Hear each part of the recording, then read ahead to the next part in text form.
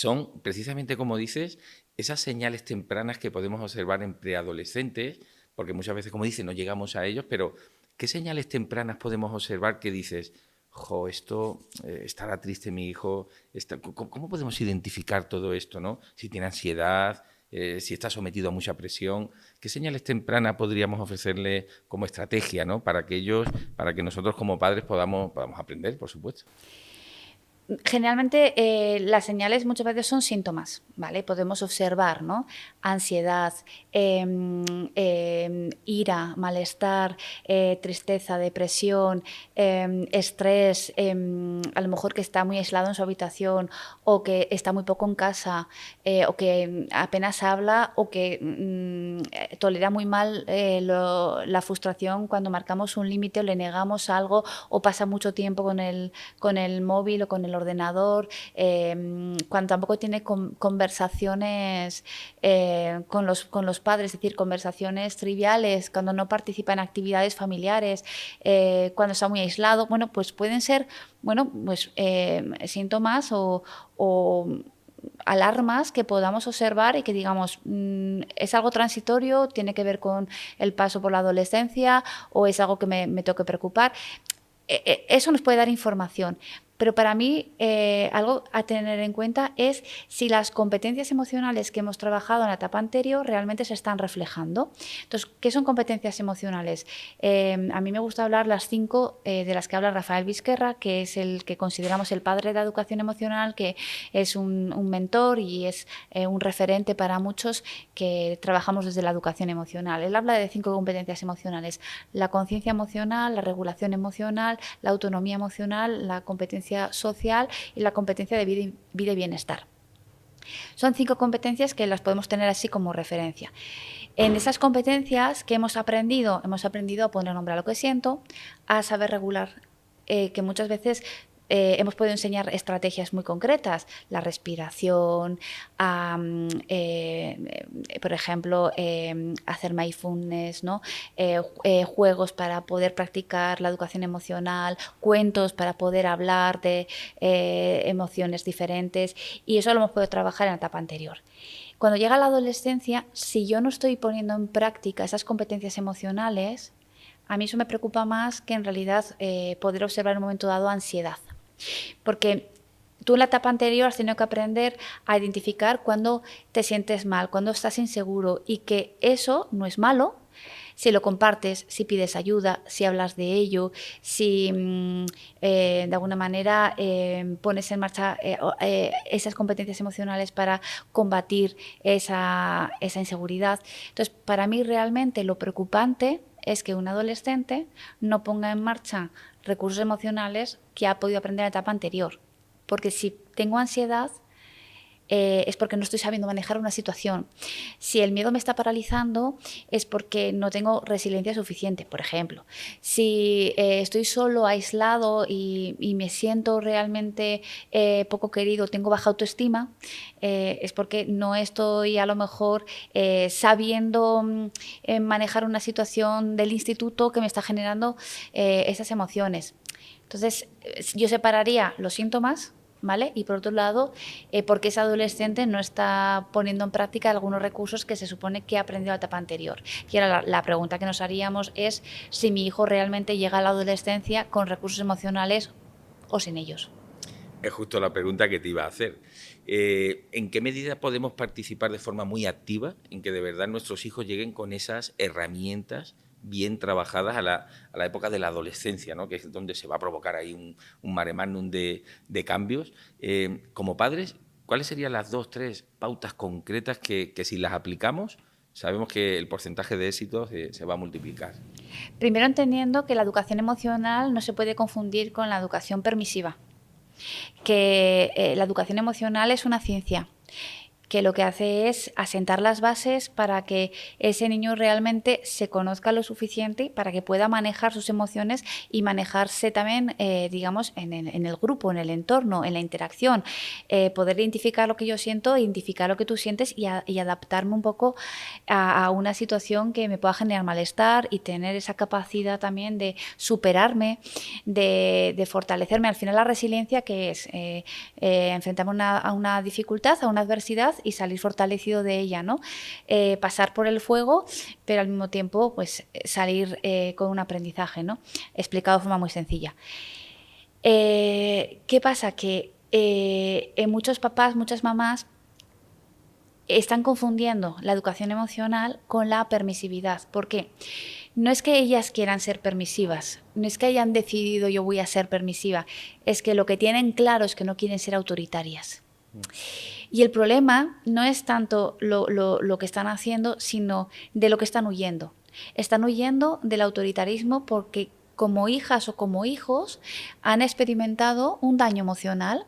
El autoritarismo no solamente es porque lo digo yo y punto, sino es una figura parental a la que no te puedes acercar porque cuando te acercas sientes miedo, porque sientes que no te quiere, porque no te escucha, porque nunca es suficiente, porque si saco un 8 tiene que haber sacado un 10, un padre muy exigente, o porque nunca se me va a reconocer, porque una cosa es no premiar por los resultados, pero sí reconocer el esfuerzo y celebrar conmigo también los éxitos, porque aquí he llegado porque he trabajado mucho, ¿no?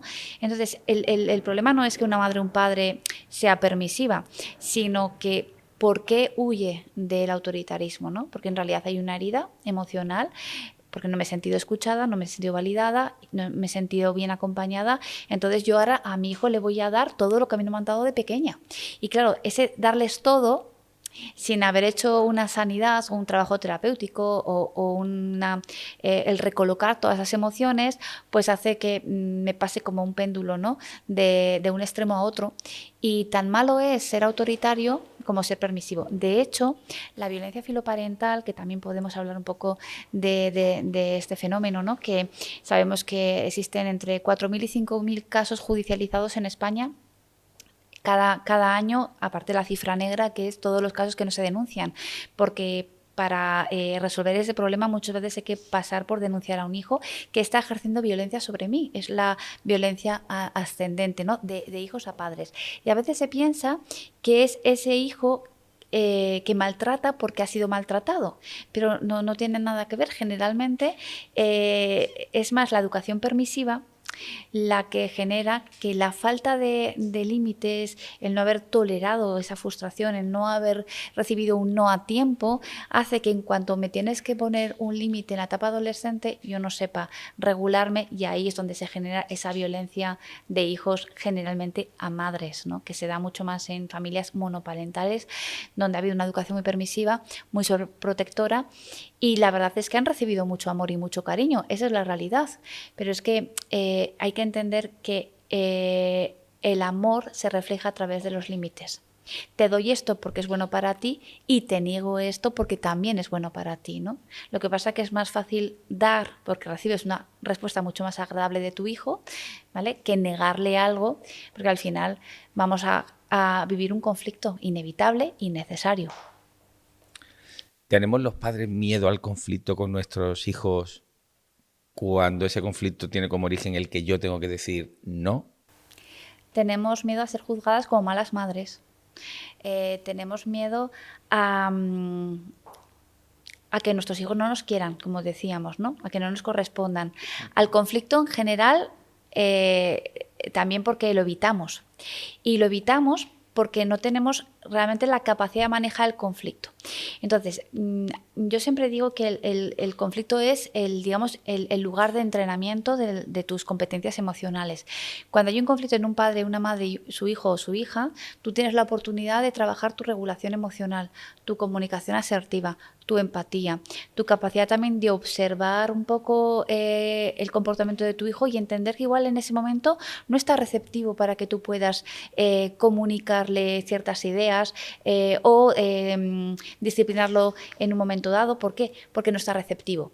Entonces también saber que hay un momento mejor que otro, que hay un estado emocional mejor que otro, que a lo mejor su cuerpo no está respondiendo. Entonces, todo esto, cuando tú lo trabajas, ¿qué ganas? Seguridad en ti misma, autoestima, ¿vale? La capacidad de acompañar muchas veces desde el silencio. Porque ahora mismo si no estás receptiva, entonces no es el momento de que yo te diga, digamos, lo que te tengo que decir. Entonces, renuncio a decirte en este momento lo que te quiero decir, es decir, trabajo conmigo, porque sé que hay un mejor momento y un mejor estado emocional que es el que voy a generar para que tú me puedas escuchar, porque es tan importante lo que tengo que decirte, quiero que aprendas con esto, quiero que aprendamos con esto, que desde luego no voy a decírtelo de cualquier manera, ni estando tú de cualquier manera. Entonces eso también es inteligencia emocional. Saber confiar en que siempre hay un mejor momento para hacer las cosas y una mejor forma y desde luego una mejor capacidad de recibir eso, ¿no? Entonces al final es la seguridad que tú vas adquiriendo como persona en tu trabajo, en tus relaciones, en tu relación de pareja, también con tus padres. Tener una buena relación con tus padres es importante para tener una buena relación con tus hijos.